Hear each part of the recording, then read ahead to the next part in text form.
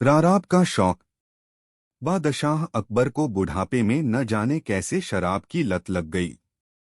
रात में जब वह अपने नवरत्नों के साथ होते तो उनसे छिपकर थोड़ी सी पी लेते थे। एक रोज बीरबल ने बादशाह अकबर को शराब पीते हुए देख लिया। उस समय तो बीरबल ने कुछ नहीं कहा, लेकिन एक रोज वह उस कमरे में पहुंच गए जहां बादशाह शराब रखते थे। बीरबल ने कमरे की चीजों को इधर उधर बिखेरकर शराब की बोतल को दुशाले से ढककर बगल में दबाया और धीरे से बाहर निकल गए। बादशाह अकबर ने बीरबल को कमरे से निकलते हुए देख लिया, लेकिन वह यह सोचकर शांत ही रहे कि बीरबल किसी काम से कमरे में गए होंगे।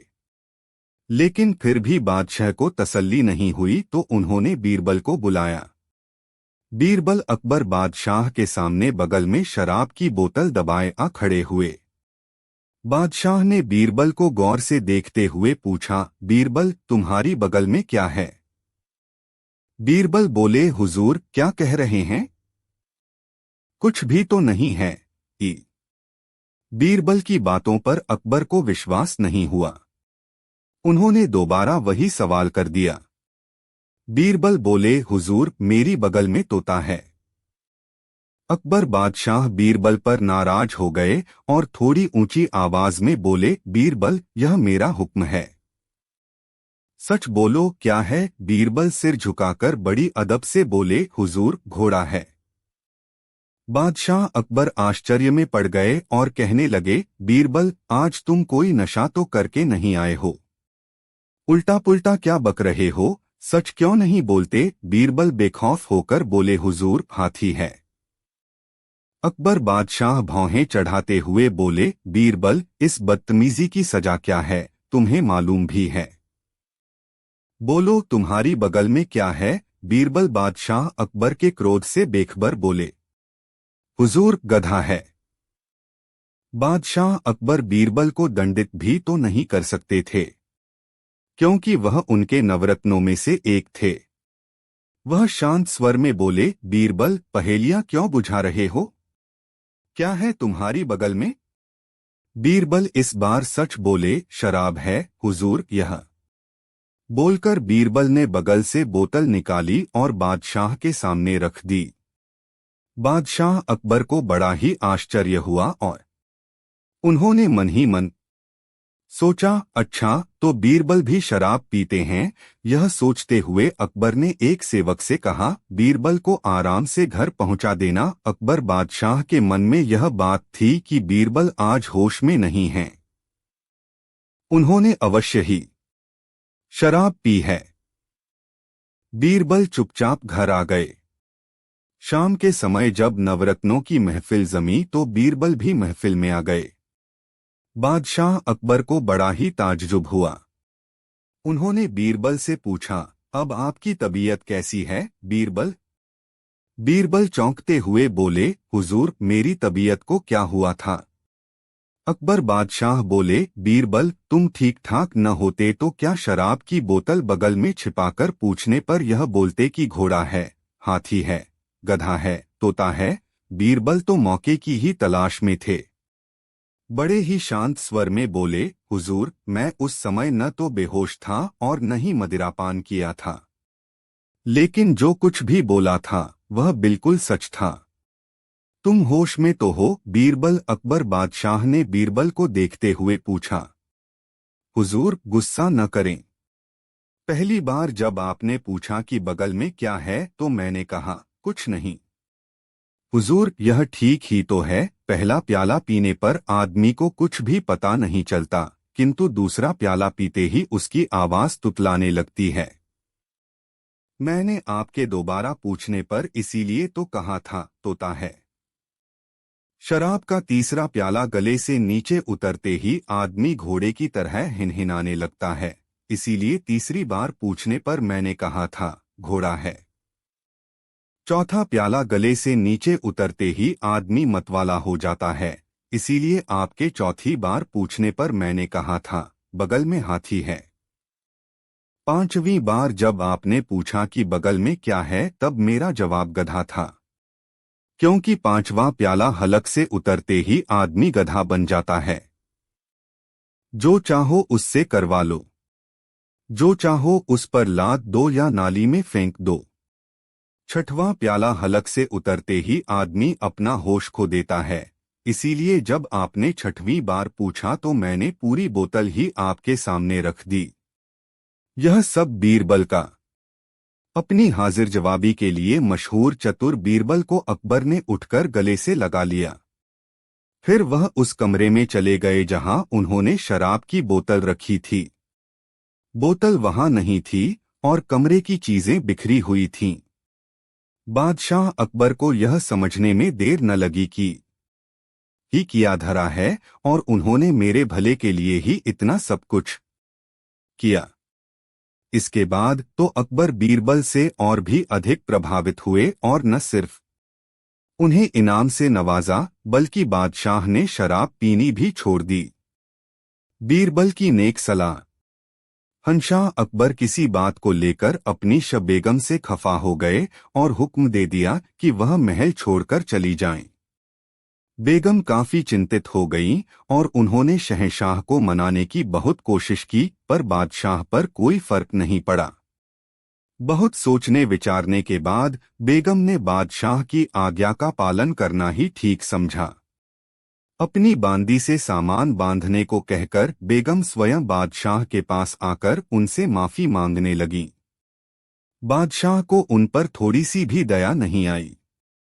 वह बेगम से बोले, बेगम तुम चाहो तो महल से अपनी पसंद की चीज ले जा सकती हो।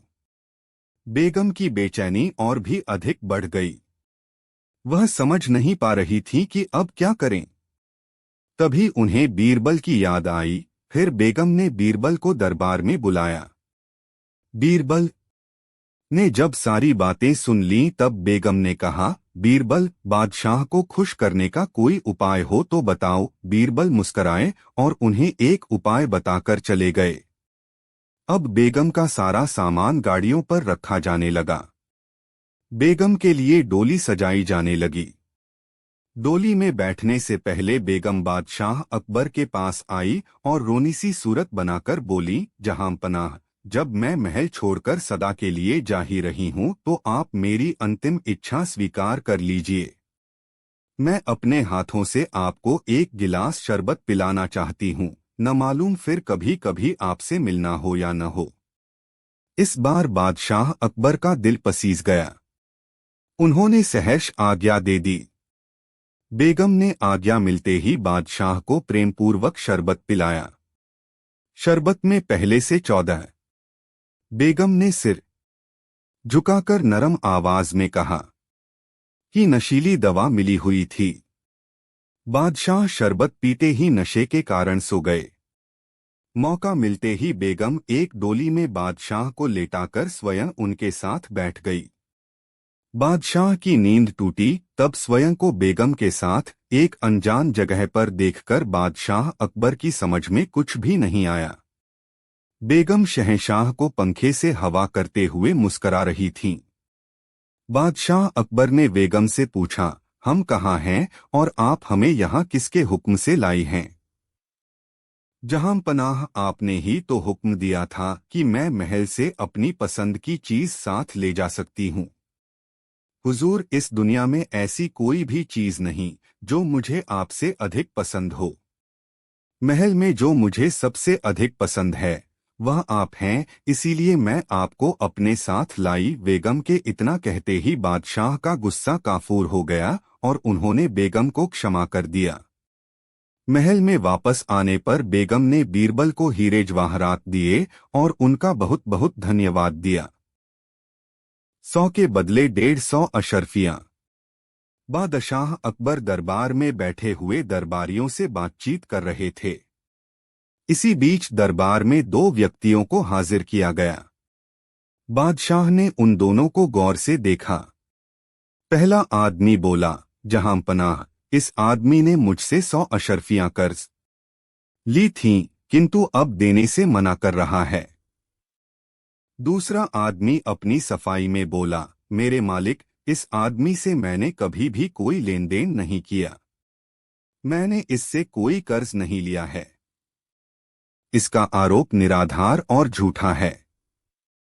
शहंशाह अकबर दोनों की बातें सुनकर दुविधा में पड़ गए और बीरबल से बोले, बीरबल, अब तुम ही सच झूठ का फैसला करो। बीरबल पहले आदमी से बोले, यह बताओ तुमने अशर्फियां कहाँ पर दी थीं?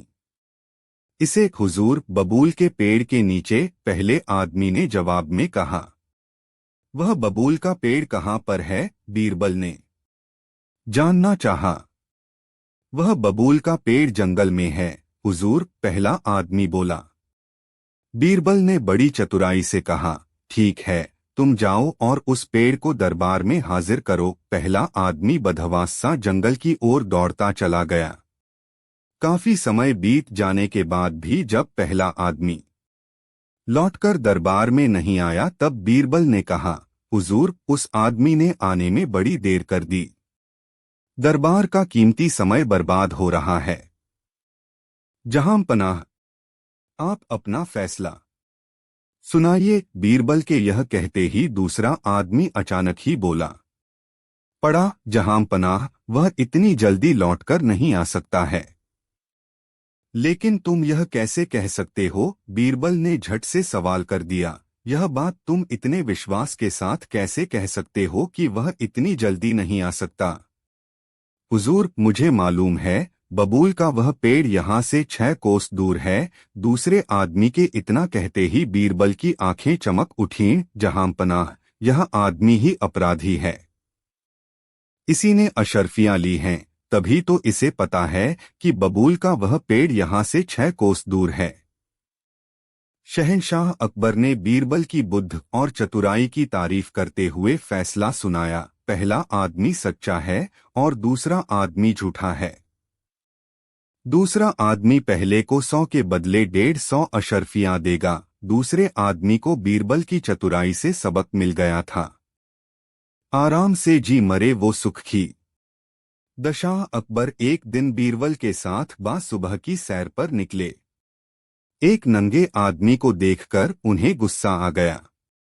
उन्होंने बीरबल से पूछा, बताओ बीरबल, सबसे अधिक सुखी इस दुनिया में कौन है? मैं तरह तरह की वेशभूषा में लोगों को जीवन बिताते तथा अनेक प्रकार के भगवानों की पूजा इबादत आदि करते देखकर असमंजस में पड़ गया हूँ। बीरबल, मुझे मालूम है, मेरे सवाल का जवाब केवल तुम ही दे सकते हो। बीरबल बोले, हुजूर, कोई आदमी कितना सुखी है या कितना दुखी है, इसका पता तो उसके मरने के बाद ही चल पाता है। बीरबल, तुम क्या कहना चाहते हो? हम समझे नहीं, शहंशाह अकबर ने कहा। बीरबल बोले, जहां पनाह, आज जो आदमी सुखी है वही कल को मुसीबत में पड़कर दुखी हो जाता है। फिर ऐसे में किसी जिंदा व्यक्ति को कैसे सुखी या दुखी कहा जा सकता है?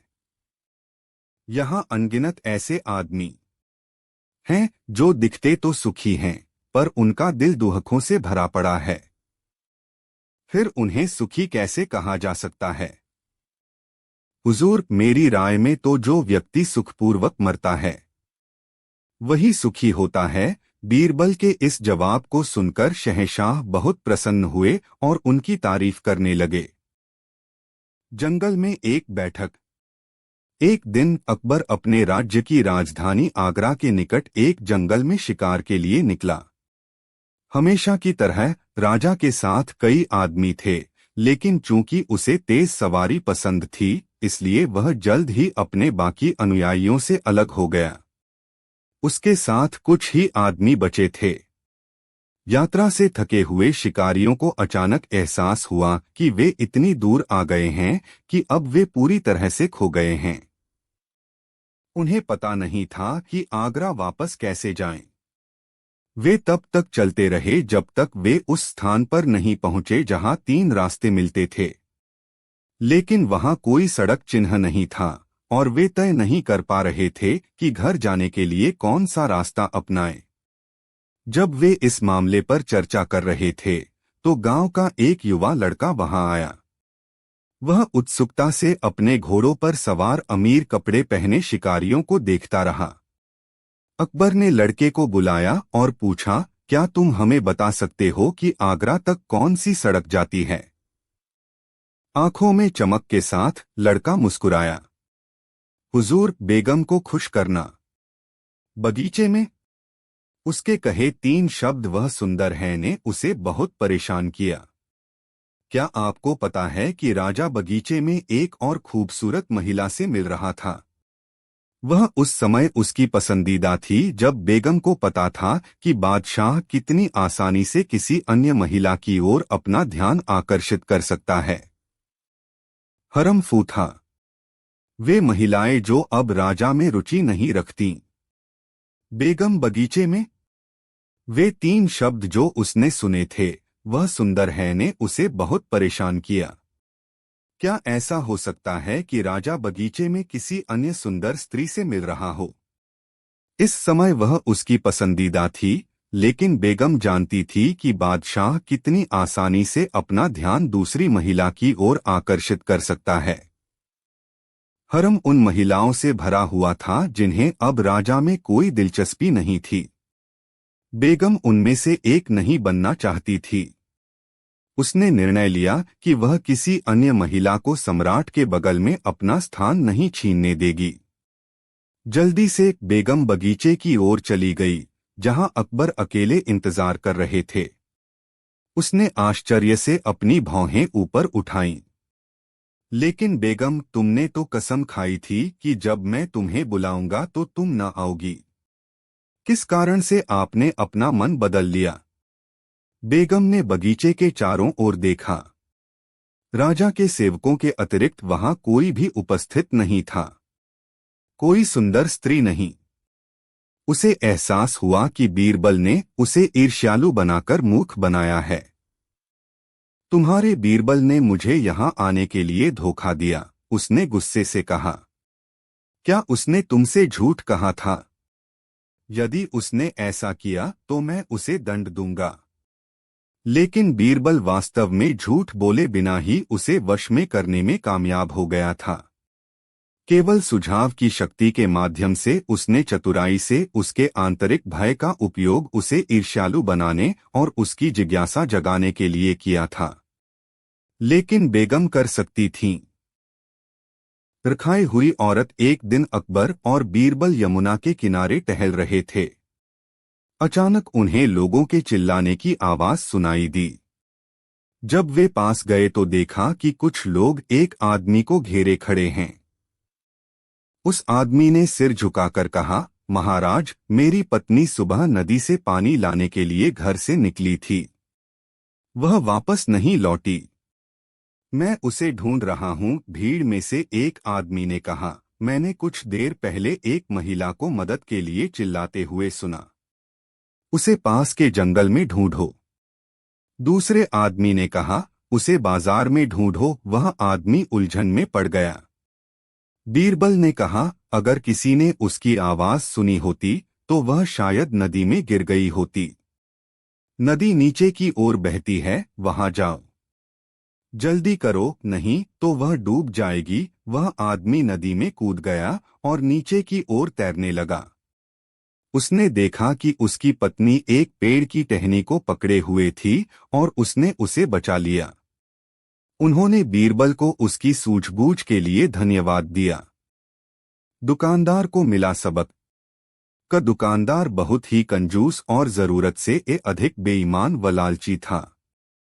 वह बर्तनों को बेचता और खरीदता था। शहर के अधिकांश लोग उसके व्यवहार से परेशान व दुखी थे। सबने मिलकर उस दुकानदार की शिकायत बीरबल से की, हुजूर, वह दुकानदार बहुत ही लालची, धूर्त और बेईमान है। मेहरबानी करके आप उस दुकानदार को सबक सिखाएं। बीरबल सबकी शिकायत पर उस दुकानदार से जाकर मिले और उसकी दुकान से 3 पतीले खरीद कर ले आए। कुछ समय बाद बीरबल एक छोटी सी पतीली लेकर दुकानदार से मिले और कहने लगे, आपके बड़े पतीले ने इसे पैदा किया है।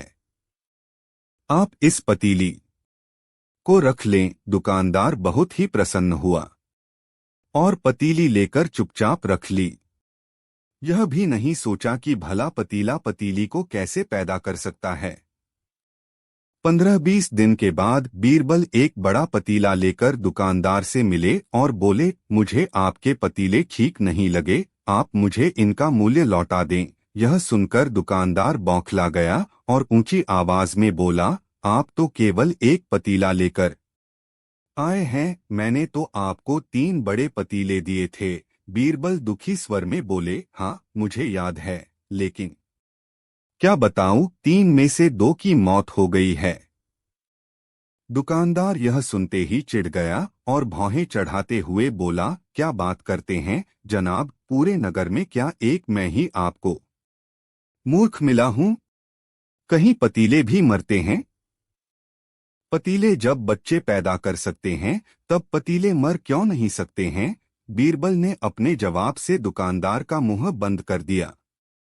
दुकानदार ने न केवल बीरबल को पतीलों के पैसे लौटाए बल्कि हाथ जोड़कर अपने गुनाहों के लिए उनसे माफी भी मांगनी पड़ी। झूठ नहीं छिपता। बादशाह अकबर अभी आकर दरबार में बैठे ही थे कि तभी दरबार में एक कसाई और एक तेली आपस में बहस करते हुए आ गए। बादशाह ने बीरबल से कहा, बीरबल देखो यह क्यों बहस कर रहे हैं? जी हुजूर, कहते हुए बीरबल उठ खड़े हुए और पूछा, तुम दोनों में से शिकायत लेकर कौन आया है? तेली थोड़ा आगे बढ़कर बोला, शिकायत लेकर मैं आया हूँ हुजूर। हाँ तो झगड़े का कारण क्या है? बीरबल ने पूछा। तेली रोनी सी सूरत बनाकर बोला, हुजूर मैं अपनी दुकान पर बैठा बही खाता देख रहा था, उसी समय कसाई ने आकर मुझसे तेल मांगा। मैंने इसे तेल दे दिया और चला गया। फिर मैं बही खाता देखने लगा। कुछ समय बाद जब मेरी नजर सामने गई तो पैसों की थैली गायब थी। मुझे इस कसाई पर संदेह हुआ और मैं दौड़ा दौड़ा इसके पास गया तो मैंने अपनी थैली इसके हाथ में देखी। मैंने इससे अपनी थैली मांगी तो इसने थैली देने से मना करते हुए कहा कि यह थैली इसकी है। मैं सच बोल रहा हूँ हुजूर। अब आप ही इंसाफ करें। बीरबल ने कसाई से पूछा, तुम्हारा क्या कहना है? कसाई डरी समी आवाज में बोला, हुजूर मैं जो कुछ भी कहूँगा सच कहूँगा, सच के सिवा कुछ नहीं कहूँगा। हुजूर मैं अपनी दुकान पर बैठा पैसे गिन रहा था, तभी यह तेली रोज की तरह तेल बेचने के लिए आया। इसकी दुकान मेरी दुकान से 2-3 दुकानों की दूरी पर है। पैसों की थैली मैंने पास में ही रखी थी। इसके जाने के बाद जब मेरी थैली नहीं दिखी तो मैंने दौड़कर इसे पकड़ा और इसके हाथ से अपनी थैली छीन ली। सच्चाई यही है हुजूर। इस बात का गवाह खुदा है। अब सही या गलत का इंसाफ आपको करना है। बीरबल ने पैसों की थैली अपने पास रख ली और उनसे कहा, फैसला कल होगा। तुम दोनों घर जाओ। उन दोनों के चले जाने के बाद बीरबल ने थैली के पैसे धुलवाए तो उनमें तेल थोड़ा सा भी नजर नहीं आया बल्कि मांस की दुर्गंध आई, जिससे उन्हें यकीन हो गया कि यह थैली और पैसे दोनों ही कसाई के हैं। दूसरे दिन दरबार लगा। दरबार में कसाई और तेली हाजिर हुए। बीरबल ने उन्हें अपना फैसला सुनाया तो तेली चीखने चिल्लाने लगा। बीरबल ने सिपाही से कहा, तेली की पीठ पर 100 कोड़े बरसाए जाएं। बीरबल ने जैसे ही उसे कोड़े लगाने का हुक्म दिया उसने तुरंत अपना अपराध स्वीकार कर लिया। पैसों की थैली कसाई को दे दी गई। तेली को दंडित करके छोड़ दिया गया। बादशाह ने कहा, बहुत खूब बीरबल, हम तुम्हारे इस न्याय से बहुत खुश हैं। झूठ कभी छिपता नहीं है, वह एक दिन पकड़ा ही जाता है। मतभेड़ और टूटी दीवार। एक बार एक चरवाहा और उसका पड़ोसी अपना झगड़ा सुलझाने के लिए अकबर के दरबार में आए। चरवाहे ने कहा, महाराज मेरे पड़ोसी की दीवार गिर गई और मेरी 9 भेड़ें उसके नीचे दबकर मर गईं। मेरा पड़ोसी मुझे नुकसान की भरपाई नहीं कर रहा है। पड़ोसी ने कहा, महाराज यह राजमिस्त्री की गलती है। उसने दीवार बनाने में अच्छी सामग्री का इस्तेमाल नहीं किया। राजमिस्त्री को दरबार में बुलाया गया। उसने कहा, मजदूर ने चूने में ज्यादा पानी मिला दिया। मेरी कोई गलती नहीं है। जब मजदूर से पूछा गया तो उसने कहा, महाराज, पानी वाले ने बर्तन में ज्यादा पानी डाल दिया। पानी वाले को दरबार में बुलाया गया। उसने कहा, जिस बर्तन से मैंने पानी डाला वह वाकई बहुत बड़ा था, महाराज। बीरबल ने पूछा, आपको यह बर्तन कहाँ से मिला? पानी वाले ने कहा, चरवाहे ने इसे मुझे दिया। बीरबल ने चरवाहे से कहा, तुम्हारी गलती की वजह से तुम्हारी भेड़ें चली गईं। चरवाहा बिना कुछ कहे दरबार से चला गया। लेने के देने पड़े। एक गरीब आदमी ने नींद में सपना देखा कि उसने अपने दोस्त हरिराम से 100 रुपए उधार लिए हैं। सुबह जब वह बिस्तर से उठा तो उसने स्वप्न के बारे में अपने दोस्तों को बताया। इस तरह यह बात चारों तरफ फैल गई कि घनश्याम ने हरिराम से 100 रुपए उधार लिए हैं। हरिराम को जब यह बात मालूम हुई तो वह घनश्याम के पास पहुंचकर बोला, मैंने तुम्हें जो 100 रुपए दिए थे मुझे वापस कर दो। घनश्याम आश्चर्य से बोला, यह तुम क्या कह रहे हो? वह तो स्वप्न की बात थी। हरिराम बोला, देखो, इनकार न करो। गवाही सैकड़ों लोग दे सकते हैं। तुमने स्वयं सबसे यह बात कही है। रुपए लेना तुमने खुद स्वीकार किया है। दोस्त, वह तो सपने की बात थी। सपने की बात सच थोड़े ही होती है, घनश्याम ने कहा। हरिराम भौहें चढ़ाकर बोला, मैं कुछ नहीं जानता। जब तुमने रुपए लेना स्वीकार कर लिया है तो तुम्हें रुपए देने ही पड़ेंगे। अगर तुम रुपए नहीं दोगे तो मैं यह मामला बादशाह अकबर के दरबार में ले जाऊंगा। घनश्याम इतना गरीब था कि उसके पास तो कभी 100 रुपए होते ही नहीं थे। वह 100 रुपए देता भी तो कैसे देता? वह बहुत ही परेशान हो गया और डर गया। आखिर मामला बादशाह अकबर के दरबार में पहुंचा। बादशाह ने यह मामला बीरबल को सौंपते हुए कहा, बीरबल, अपनी चतुराई से सही न्याय करो। बीरबल ने दोनों पक्षों की पूरी बातें सुनी, गवाहों की बातें सुनी, फिर 100 रुपए गिनकर एक थैली में रखे और हरिराम के सामने उस शैली को सरकाते हुए एक आईने के सामने इस तरह से रखी कि थैली का प्रतिबिंब आईने में साफ दिखने लगा। आईने की ओर इशारा करते हुए बीरबल ने ऊंचे स्वर में कहा, हरिराम, तुम आईने से अपने रुपए ले सकते हो। हरिराम आश्चर्य से बोला, हुजूर, आईने में दिखाई देने वाले रुपए को मैं कैसे ले सकता हूँ? बिल्कुल सही कहा। बीरबल बादशाह की ओर देखते हुए बोले, सपना भी तो एक प्रतिबिंब की तरह ही होता है। फिर सपने में उधार लिया गया रुपया कैसे वापस किया जा सकता है? हरिराम, तुमने झूठा आरोप लगाकर दरबार का समय बर्बाद किया है। अतः तुम पर 20 रुपए का जुर्माना किया जाता है ताकि तुम भविष्य में कभी ऐसी गलती न करो। बीरबल के इस न्याय से बादशाह बहुत प्रसन्न हुए। लालची हरिराम को लेने के देने पड़ गए। शर्मसार दरबारी। बाबीदशाह अकबर दरबार में बैठे थे। दरबारी बीरबल से बहुत ही जलते थे और यह नहीं चाहते थे कि बादशाह से बीरबल के संबंध अच्छे रहें। अतः दरबारियों ने बादशाह से कहा, हुजूर, आप हर बात बीरबल से ही पूछा करते हैं, हमें कोई महत्व नहीं देते हैं। इससे हमारे स्वाभिमान को ठेस पहुंचती है। शहंशाह अकबर बोले, आप लोगों की शिकायत गलत है। बीरबल कोई साधारण व्यक्ति नहीं है। वह बहुत ही चतुर और समझदार हैं। कोई भी उनकी बुद्धिमत्ता के आगे ठहर नहीं सकता। यही कारण है कि हम कोई भी काम बीरबल से पूछकर करते हैं। शहंशाह अकबर की यह बात दरबारियों को पसंद नहीं आई। वे बीरबल से और भी ज्यादा नाराज हो गए। बादशाह ने दरबारियों को शांत बैठे देखा, तब उन्होंने कहा, अगर तुम सबको ऐसा लगता है कि तुम सब बीरबल से अधिक चतुर और बुद्धिमान हो तो आज तुम सबकी बुद्धिमानी की परीक्षा ली जाएगी। तुम में से जो भी इस परीक्षा में पास होगा उसे बीरबल का स्थान मिल जाएगा। इतना बोलकर शहंशाह ने 2 हाथ लंबी दुलाई मंगवाई। अब बादशाह ने दरबारियों की तरफ देखते हुए कहा, देखो मैं लेट जाता हूँ और तुम सब एक एक करके मेरा शरीर इस बुलाई से ढकने का प्रयास करो। मेरे शरीर का कोई भी अंग खुला नहीं रहना चाहिए।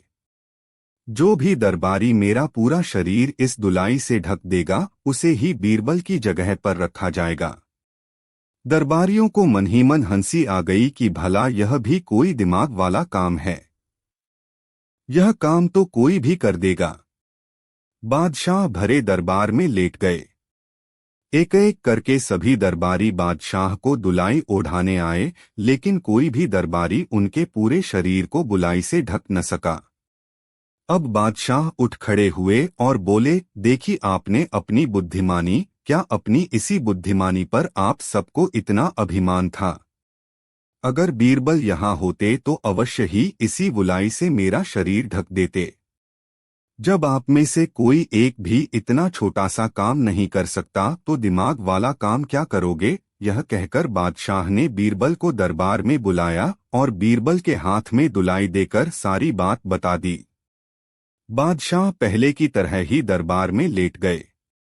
बीरबल ने दुलाई को गौर से देखा, वह बहुत ही छोटी थी। बीरबल ने कहा, जहांपनाह, आप अपने पैर सिकोड़ लें। बादशाह के पांव सिकोड़ने पर बीरबल ने दुलाई से उनका सारा शरीर ढक दिया। फिर बीरबल ने बादशाह से कहा, उतने पांव फैलाइए जितनी लंबी चादर हो। बादशाह बीरबल के इस विचार से गदगद हो गए और दरबारियों से कहा, बीरबल की चतुराई तुम सबने देख ली ना? अब तो किसी को कोई शिकायत नहीं होगी। शर्मसार दरबारी शहंशाह से माफी मांगकर चुप हो गए। गलत आदत। एक बार अकबर गहन सोच में थे, ऐसा लग रहा था परेशान हैं। तब एक दरबारी ने उनसे उनकी परेशानी का कारण पूछा। तब अकबर ने बताया, उनके बेटे सलीम को अंगूठा चूसने की एक गंभीर गलत आदत पड़ गई है। जैसे जैसे वे बड़े होते जा रहे हैं, इस आदत की वजह से हम सभी परेशान हैं, लेकिन शहजादे जिद्दी हैं और किसी की नहीं सुनते। तब उस दरबारी ने अकबर को एक संत के विषय में बताया। उसने कहा कि एक संत हैं, कहते हैं कि उनसे जो एक बार बात कर लेता है वो उनकी हर बात सुनता है और अपनी सारी बुराई त्याग देता है। उसकी बातें सुन अकबर को अपनी परेशानी का हल उस संत में दिखाई दिया और अकबर ने उस संत को दरबार में लाने का आदेश दे दिया। कुछ समय बाद संत को दरबार में बुलाया गया, उनका आदर सत्कार किया गया। तब संत ने लाने का कारण पूछा। अकबर ने उन्हें सलीम की अंगूठा चूसने की आदत के बारे में बताया और कुछ उपाय करने कहा। अकबर और सभी दरबारी टकटकी लगाए संत को देखने लगे कि वो क्या उपाय करता है, लेकिन संत कुछ देर सोचने के बाद बोला, उसे 1 हफ्ते का समय चाहिए, और ऐसा कहकर वो बिना सलीम से मिले चला गया। उस समय दरबार में महान बीरबल भी मौजूद थे। 1 हफ्ते बाद संत आया और उसने सबसे पहले सलीम को बुलाया और उससे बहुत देर बातें की और उन्हें खेल खेल में यह सिखाया कि अंगूठा चूसना सेहत के लिए हानिकारक है, इसलिए उन्हें ऐसा नहीं करना चाहिए। और सलीम को बात समझ आ गई और उन्होंने सबके बीच कभी अंगूठा ना चूसने की कसम खाई। संत ने जो बातें सलीम को समझाई वो सभी आम बातें थी। वो चाहता तो यह बात उसी दिन दरबार में कह सकता है, लेकिन उसने हफ्ते का समय लिया। यह बात अकबर और दरबारियों को हजम नहीं हुई और उन्होंने इसे दरबार की तौहीन माना और अकबर से संत को सजा देने की मांग कर डाली। अकबर भी दरबारियों की बात से सहमत थे और उन्होंने भी सजा देना तय किया, लेकिन जैसे कि वे हर फैसले के पहले बीरबल का मशवरा लेते थे, उन्होंने इस बार भी बीरबल की तरफ देखा और पूछा कि आज तुम इतने खामोश क्यों हो? क्या तुम्हें नहीं लगता इस संत को सजा मिलनी चाहिए? तब बीरबल अपने अंदाज में खड़ा होता है, दरबार के बीच जाकर कहता है कि जहांपनाह में बिल्कुल उल्टा सोच रहा हूँ, इसलिए खामोश हूँ। सभा में हल्ला मचने लगता है, सभी को आश्चर्य है कि उल्टा मतलब क्या। तब बीरबल कहता है, मेरे हिसाब से ये संत महान हैं, हमें इनसे सीख लेनी चाहिए और गुरु मानकर इनका आशीर्वाद लेना चाहिए और इनके साथ हुई गुस्ताखी की माफी भी मांगनी चाहिए। यह सुनकर सभी को गुस्सा आ जाता है और दरबार में कोहराम मच जाता है। तब अकबर गुस्से में बीरबल से कहता है, गुस्ताख बीरबल, तुम हम सभी की तौहीन कर रहे हो कि हम इस संत से माफी मांगे। तब बीरबल कहता है, जहां पनाह गुस्ताख की नाफरमानी को माफ करे, लेकिन मेरे मुताबिक यही न्यायसंगत है। अकबर कहता है, बीरबल अपनी बात को साबित करो।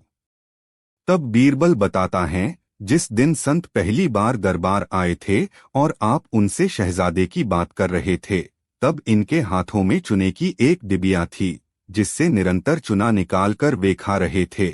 लेकिन आज उनके हाथ में कोई डिबिया नहीं है, क्योंकि जब आप उनसे शहजादे की गलत आदत की बता कर रहे थे, तब ही उन्हें अपनी गलत आदत का एहसास हुआ और उन्होंने 1 हफ्ते का समय खुद को सुधारने के लिए मांगा और अपने आप को सुधारकर उन्होंने आज सलीम को ज्ञान दिया।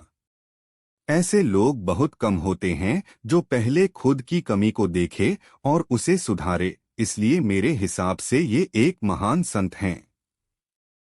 सभी को बात समझ आती है और सभी संत से माफी मांग उनसे आशीर्वाद लेते हैं। इस कहानी से क्या शिक्षा मिलती है? दोस्तों, कहानी से हमें 2 शिक्षा मिलती हैं। पहली, किसी को ज्ञान देने अथवा सीख देने से पहले अपने अंतर्करण में अवश्य झांके कि क्या आप खुद उस ज्ञान के दायरे में जीवन जीते हैं। क्या आप में वे सभी गुण हैं जिसका ज्ञान आप दूसरों को दे रहे हैं? अगर नहीं है तो पहले खुद को सुधारे, फिर दूसरों को ज्ञान दे, और अगर आप खुद सुधर नहीं सकते तो दूसरों को ज्ञान देने का आपका कोई हक नहीं बनता। दूसरी शिक्षा यह मिलती है कि दरबार में बिना विचार किए सभी संत को दोषी कहने लगते हैं। हमेशा जो दिखाई देता है सत्य नहीं होता, हर करनी के पीछे कोई न कोई कारण होता है, इसलिए एकदम से नकारात्मक भाव नहीं लाना चाहिए। हमेशा परिस्थिति का अवलोकन करना चाहिए, क्योंकि जो दिखाई देता है वास्तव में सत्य वो हो ये जरूरी नहीं है। अपनी राय कायम करने से पहले सच जानना जरूरी है। इसलिए बीरबल ने कहा था उसका निर्णय न्याय संगत है। सच्चा न्याय। शहंशाह अकबर अपने दरबार में न्याय को सर्वोपरि मानते थे। एक दिन उनके दरबार में 2 व्यक्ति आए। उनमें से एक धनी व्यापारी था और दूसरा गरीब किसान। धनी व्यापारी ने रोते हुए कहा, जहां पनाह, इस गरीब किसान ने मेरा सोने का हार चुरा लिया है। किसान ने अपनी बेगुनाही बताई, लेकिन व्यापारी के पास हार चोरी होने का सबूत था। अकबर परेशान थे। सबूत व्यापारी के पक्ष में था, लेकिन उन्हें किसान पर भी शक हो रहा था। उन्होंने बीरबल की तरफ देखा। बीरबल ने आगे बढ़कर कहा, जहां पनाह, सच्चा न्याय करने के लिए हमें थोड़ा प्रयोग करना होगा। उन्होंने दोनों को एक एक खाली बोरी दी और कहा, आप दोनों अपने घर जाकर इन बोरियों में मिट्टी भरकर लाएं। व्यापारी और किसान अपने अपने घर चले गए। थोड़ी देर बाद वापस आए।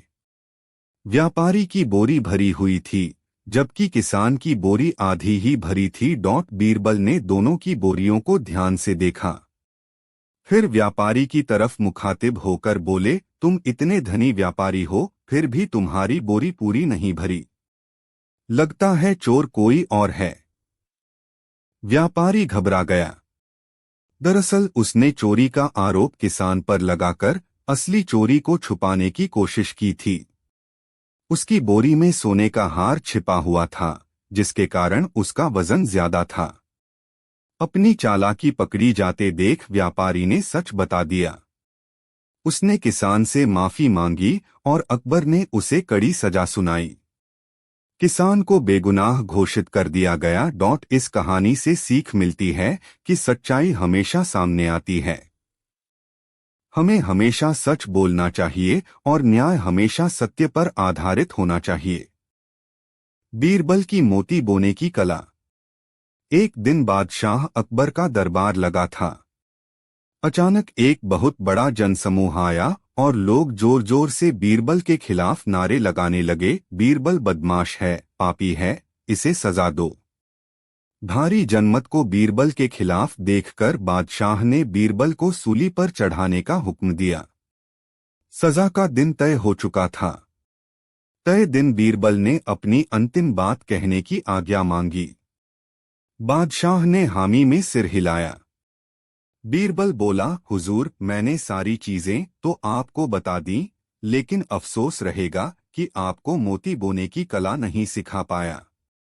अकबर हैरानी से उसका मुंह ताकते हुए बोले, सच? क्या तुम मोती बोने की कला जानते हो? तो फिर ठीक है, जब तक तुम हमें यह कला सीखा नहीं देते, तुम्हें जीने का अवसर दिया जाता है। बीरबल ने कुछ विशेष महलों की ओर इशारा करते हुए कहा, हुजूर, इन्हें ढहा दिया जाए क्योंकि इसी जमीन की मिट्टी में उत्तम मोती पैदा हो सकते हैं। महल ढहा दिए गए। ये महल बीरबल की झूठी शिकायत करने वाले दरबारियों के ही थे। बीरबल ने वहां जौ बो दिए। कुछ दिन बाद बीरबल ने सभी से कहा, कल सुबह ये पौधे मोती पैदा करेंगे। अगले दिन वहां भारी भीड़ जमा हो गई। ओस की बूंदें जौ के पौधों पर मोती की तरह चमक रही थी। बीरबल ने कहा, अब आप लोगों में से जो निरपराधी दूध का धुला हो, इन मोतियों को काट ले। लेकिन यदि किसी ने एक भी अपराध किया होगा तो ये मोती पानी होकर गिर जाएंगे।